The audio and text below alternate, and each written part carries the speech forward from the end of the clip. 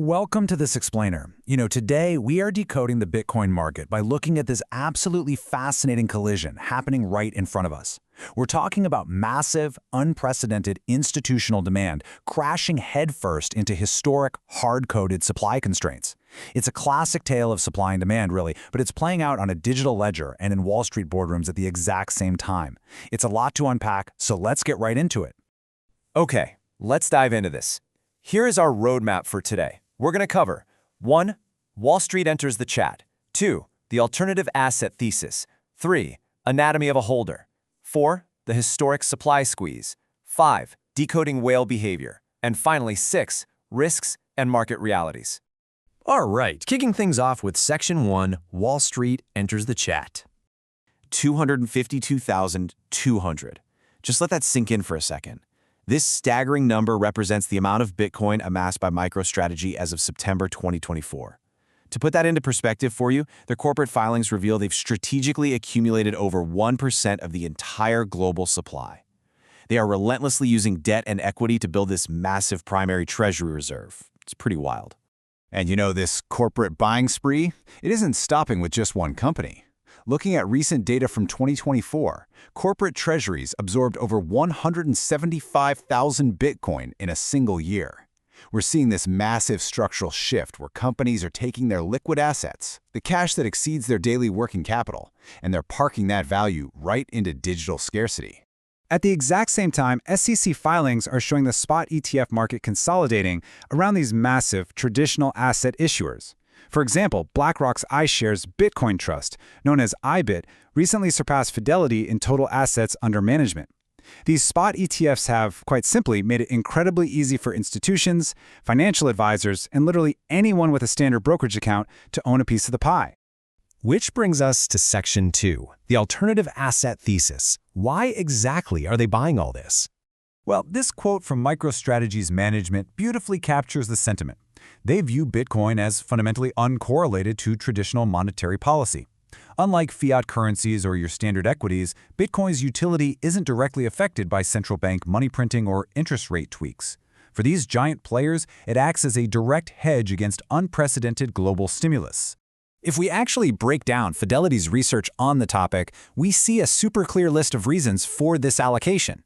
Institutions are hunting for portfolio diversification, for sure. They absolutely love that Bitcoin trades 24/7 with massive liquidity and zero lockup provisions. But at its core, and this goes right back to Satoshi Nakamoto's original white paper, it offers verifiable digital scarcity. There is a strict, unchangeable cap of 21 million coins, and that is a real game changer for them. But hey, it's not just a Wall Street game, and this beautifully illustrates that point. Despite the heavy institutional narrative we hear all the time, retail investors, everyday people holding less than one Bitcoin, continue to steadily grow their stack. Total holdings by these smaller addresses have been rising consistently, and they now hold well over 1.4 million Bitcoin. So retail definitely still matters, quietly stacking sats right alongside the Wall Street giants. Moving right along to Section 3, Anatomy of a holder. Let's actually look at the blockchain data itself. To really understand the on-chain dynamics, let me introduce a vital concept straight from Glassnode's analytics, the long-term holder. This is any entity keeping possession of their coins for 155 days or more. Data consistently shows that after this specific dormancy threshold, coins become statistically very unlikely to be spent. This cohort is basically the market's smart money, the patient, high-conviction investors who accumulate quietly during bear markets. Now, in sharp contrast to that, we have the short-term holder. These are your newer market entrants, active traders, and honestly, sometimes the weak hands. Because they've held their coins for less than 155 days, they are statistically way more likely to exit positions and panic sell during sudden market volatility. They represent the highly liquid, hyper-reactive side of the market.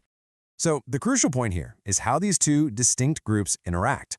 The entire cyclical nature of Bitcoin's price action is largely driven by this specific dynamic. Long-term holders absorb the supply, making it dormant during quiet periods, and then short-term holders flood in, trading actively and injecting liquidity when things get super volatile. Knowing exactly who holds the coins tells us so much about the overall market direction. All right, Section 4, the historic supply squeeze. Let's see what happens when these forces collide. Check this out. Bitcoin exchange reserves have recently hit a 7-year low. Coins are quite literally being pulled off centralized exchanges at a historic rate.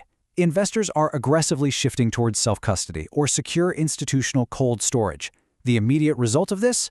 A severe, measurable tightening of the available liquid supply for any new buyers trying to enter the market.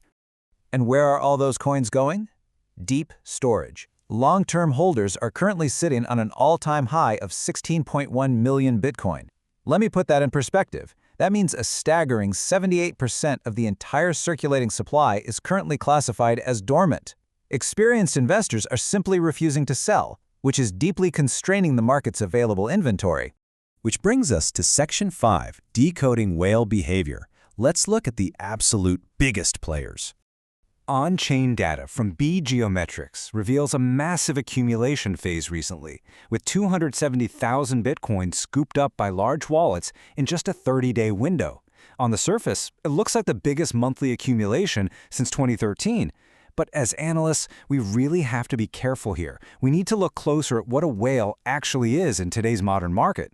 Now, what's really interesting here is there's a major misconception we absolutely need to clear up. When massive wallets grow, we have to separate them into two buckets. Wallets holding between 1,000 and 10,000 Bitcoin are your genuine, individual whales. That's true smart money conviction. But wallets holding over 10,000 Bitcoin, those are almost always custodians, exchanges, and ETFs. So a lot of this huge accumulation is heavily driven by the institutional footprint of ETF creation, not necessarily just individual billionaires out there buying the dip. But regardless of whether it's an ETF or a genuine individual whale, the on-chain signals show structural sell-side pressure is easing across the board. We've seen nearly 50,000 Bitcoin in net exchange outflows over a single 30-day period, and miner-to-exchange flows, which act as constant sell pressure, are normalizing. This overarching shift towards self-custody is drastically reducing the immediate liquidity available for sellers. Finally, Section 6, Risks and Market Realities. Let's ground this with a look at the other side of the coin. It is incredibly important to remember that markets do not just go up only. For instance, BlackRock's IBIT ETF recently saw a $300 million net outflow in a very short period. Why did that happen? Well, rising treasury yields and shifting macro conditions created real pressure on large institutional portfolios, forcing them to rebalance. These are traditional financial institutions managing serious risk. If the macro environment shifts, they will sell their Bitcoin ETFs just like they'd sell any other asset. Furthermore, Fidelity Digital Assets explicitly outlines significant fundamental risks. Investing in digital assets carries some highly unique vulnerabilities. There is the constant threat of cybercriminals, and let's be real, if a bearer asset like Bitcoin is stolen, recovery is virtually impossible. Add in the potential for unknown technological bugs in the underlying code, plus a constantly evolving global regulatory landscape, and you have very real, serious risks that sit right alongside all that potential upside. So all of this leaves us with a pretty provocative thought. We have Wall Street's massive ETF machine aggressively absorbing the available supply, while long-term holders sit tightly on 78% of the coins, utterly refusing to sell. So what actually happens when the unstoppable force of institutional demand meets the unmovable object of dormant supply? The on-chain data gives us an absolutely incredible window into these market mechanics, but it guarantees nothing about future price action. Always manage your own risk, make sure you do your own research, and keep learning. Thanks so much for joining me on this explainer, and I will catch you next time.